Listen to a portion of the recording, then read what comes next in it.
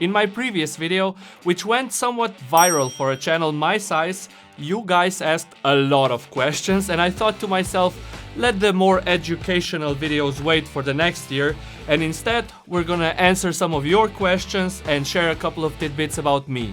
Time for a relaxed Q&A session.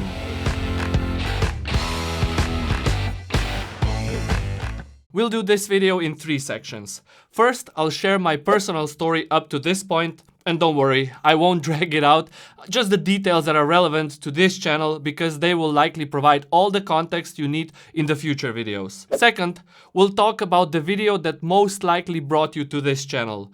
You guys sure had a ton of questions, suggestions, and general feedback, so we'll address these in the second section. And finally, because many of you continued your journey onto the video in which I present my attempt to develop my own custom high-end router, I'll try to address some of your concerns from that video as well. You ready? Let's go. The first order of business? Wow, I did not see that coming. A warm welcome to all of you new subscribers of the channel. My name is Tomasz, but I guess many of you will likely have trouble pronouncing that, so Tom will also do just fine. I come from a tiny but gorgeous country of Slovenia located just east of Italy, a country you're more likely to be familiar with. And as you might have figured it out, English is not my native language, so apologies for any spelling mistakes I make. Just know I'm trying my best. I'm 40 years old, happily married, and have 4 children aged 10 to 14, which is also the first half of the reason I'm talking so loud, as many of you have pointed out. With a family this big, that comes with the territory. And the second half of the reason, my dad owned an aluminum foundry in which I had to help as a teenager. As you might imagine, working in an industrial complex means a lot of heavy and more importantly loud machinery, so we all kinda got used to yelling at one another. Growing up around the foundry was also the reason I went to a high school for mechanical engineering, but my grades weren't the best due to all the partying at the time, so the only faculty that would accept me afterwards was Biomechanical University Department for Wood Technology, which was actually quite awesome, but I didn't finish it because during my studies I fell in love with web development and quickly found myself some clients that were willing to hire a rookie like me. Despite the fact they didn't pay that well, the ability to make money kinda not consumed me, but empowered me to drop out and pursue knowledge on the internet. I was lucky enough that in those early days of my career, I have stumbled upon a client named Per,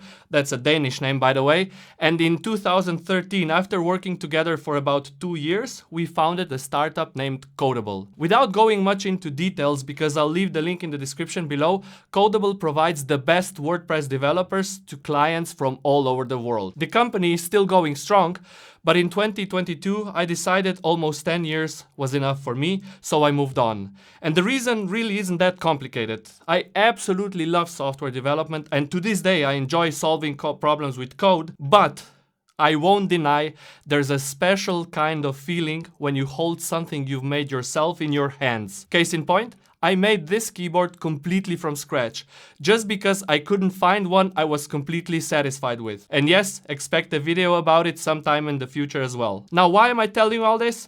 Well, as you might have noticed, my channel is both very young and very small, and until the previous video, I wasn't completely sure what it should be about, what the main thread of it should be, or niche as some say. But thanks to you, it became crystal clear. I'm an entrepreneur. I love making things and I love telling stories. So in 2024, you can expect videos about product development, manufacturing, and running a business in IT. The wins and the losses, the highs and the lows, I'll share everything, and if you're not subscribed yet, may I invite you to do so now and accompany me on this journey.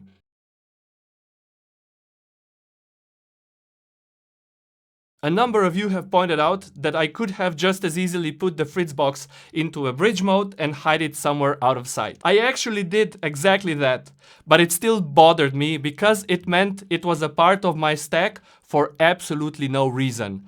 Well, other than to annoy me. Because the optical to Ethernet conversion is done by the SFP module itself, And if I didn't have a switch with SFP ports, I could just have used a simple media converter like this one. And since we're talking about my switch, yes, you noticed correctly, I am no longer using the one from Ubiquiti because I switched to a Ruckus stack. I have two switches from the ICX 7950 series that combined with my custom Supermicro Super Server router provide the 10 gigabit backbone of my home. By the way, if you'd like to see how it's all set up, let me know in the comments below and I'll make a video just about my home network. One surprising question that a number of you have asked is how is it possible that my fiber internet comes plugged into the switch when it should be plugged into the router, right? Well, no. You see, my ISP provides internet data on VLAN 3900 and IPTV on VLAN 3999. This means I only have to tag the port that the SFP module is plugged in with these two VLANs and then tag the port that's going to the router with 3900 and the port that's going to the set-top box with 3999. And since IPTV, or should I say multicast traffic, requires its own gateways, once provided by the ISP by the way, this approach also saves me from having to configure my router to bridge this traffic. In fact, it bypasses it completely. Next question, or should I say realization. There are dumb and smart SFP receivers? Yes.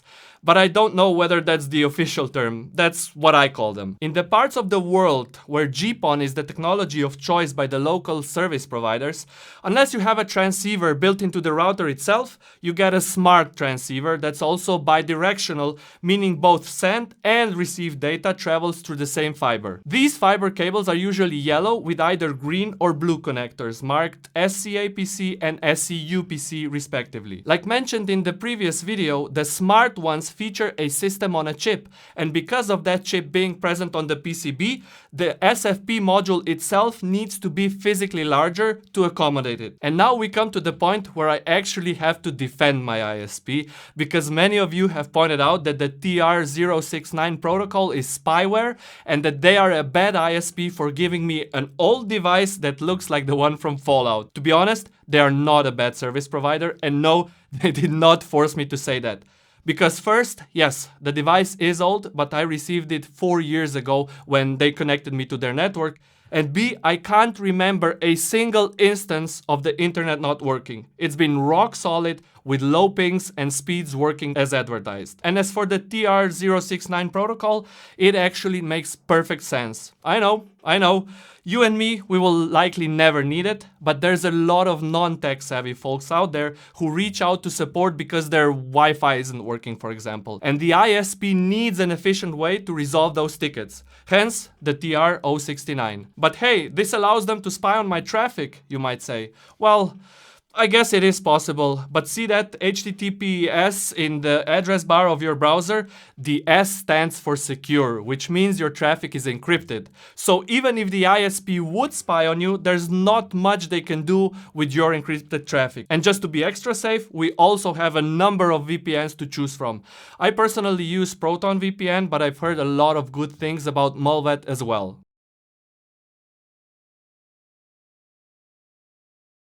As mentioned in the first section of the video, I want to share the whole journey of bringing a high-end router to life, or should I say to market, as transparently as possible. Transparently being the keyword here, because I have already needed to sign a couple of NDAs with a couple of companies, meaning I'm legally bound to not disclose certain things. But I'll make sure to let you know when that's the case. Let's first talk about the CPU choice. There have been a lot of you telling me you'd prefer an x86 architecture, and quite honestly, I would too. However, even if we put aside the additional complexity and thus significantly bigger costs of developing an x86 board compared to an ARM one, getting those CPUs in the first place seems to be mission impossible. You probably know how in October of this year, the US started restricting the sales of 4090 GPUs to China.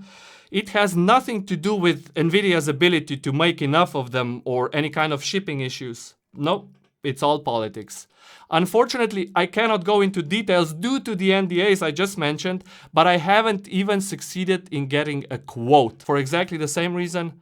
politics. That doesn't mean I'll stop trying, but at least you'll have your answer as to why we might end up with an ARM platform. I'm fully aware of the limitations of ARM CPUs when it comes to operating systems and firewall solutions, but OpenWRT does have an ARM edition, and you can also purchase ARM-based pfSense routers, so I think we should have plenty of options. Of course, I will test all of them on a development kit, including my favorite OpenSense, and report all of my findings here before we make any final decisions. One apparently very divisive feature, or should I say characteristic of the device, is its aluminum case. As I mentioned earlier, I grew up helping in a foundry, so I have special appreciation towards the material.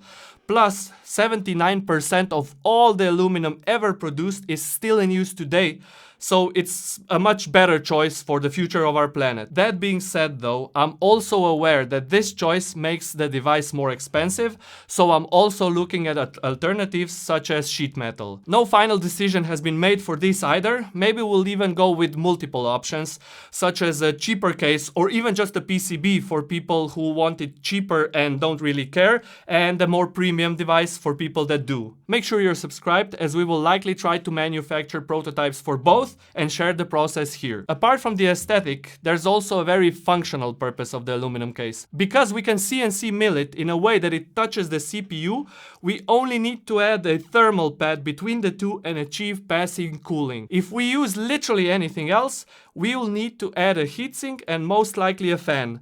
Now those usually aren't very expensive, but keep it in mind nonetheless. Now why is that important? Because some of you have also watched the bill of materials video in which I calculated how much each individual device would cost to manufacture. It was around $540, I think. Obviously that's quite expensive, given we also have to add some margin on top in order to make it a long-term business. Don't worry though, we will optimize that number significantly, but I wanted to do it in a separate video because I think there's plenty of things to learn there. Next question, will it fit into the rack? Yes. Regardless of the material of the case itself, we plan for the device to fit into the rack, but we're not far enough yet for me to be able to answer what kind of solution we're going to use. It's already slim enough to fit into a 1U rack shelf, as that was always my own requirement, but we're also looking at rack ears or even a dedicated panel that will hold it. Will it have expansion ports? Yes. I currently plan one M.2 slot and a mini PCIe one. I still plan to keep both RAM and storage on the PCB, as I want this device to work out of the box without needing to purchase any additional hardware. But I want to give not just all of you the ability to tinker with the board, but also that we can hopefully manufacture and sell expansion cards ourselves. Which brings me to the question I have for you, as we've had internal discussions with my mentor about it. Do you use Matter/Thread or any other home wireless protocol in your house? Is it something you'd want your router to support? There's no decision around it yet. I'm just trying to start a discussion with you all to see whether it's something worth pursuing. But that's it for now, and I'll see you all in 2024. Tomasz from Slovenia, signing out.